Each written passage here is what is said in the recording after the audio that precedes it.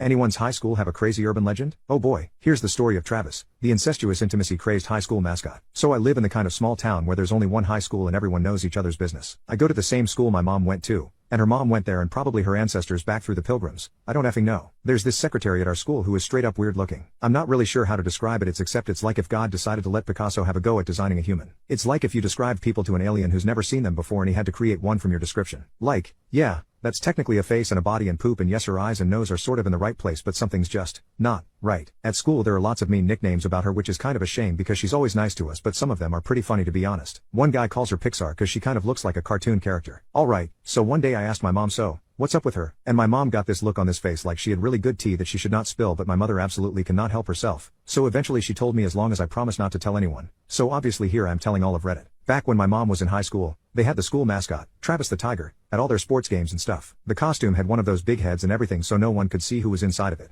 And it became this source of burning curiosity at the school because no one knew who the mascot was. And it's a small town and we don't have much to do, so that became everyone's Roman Empire or whatever. Like, who is the mascot? So I guess to cope with the overwhelming uncertainty of human existence around a mysterious masked figure, at some point someone started a tradition called, wait for it, bang the tiger. Basically the goal was for as many people as possible to have intimacy with this mascot, with his mask on, without discovering his identity. Girl, I don't know. I guess there was thrill in having intimacy with someone you couldn't see. And maybe everyone was a furry in the 80s. I don't know, because apparently this really took off. Even a few guys slept with the tiger, who was apparently down for everything. Then a rumor started that the tiger had an enormous schlong, and that kind of reignited the passion, should we say. My mom has no idea how many people in total slept with the tiger. She swears she didn't, but wait for an update that he's actually my father, I guess. But apparently 3 girls got pregnant, one of whom was the principal's daughter. And it became a whole thing, and there was a police investigation or something because the principal tried to say that his sweet daughter would never have consented to having intimacy with an artificial zoo animal. They didn't have DNA testing back then, so there wasn't really any way to find him. So apparently one girl, this friend of my mom's, decided to take justice into her own hands. She lured the tiger below the bleachers, with sexual coercion or mice or whatever it is that attracts intimacy-crazed tigers, and broke the cardinal rule of bang the tiger by pulling his head off mid-coitus. And she discovered it was the principal. Obviously the police were hella involved, but the whole thing got complicated because he said it was the first time he'd ever put the costume on and he was only doing it to try to help with the investigation or some obviously bull crap like that. But between that and his family practically owning the town,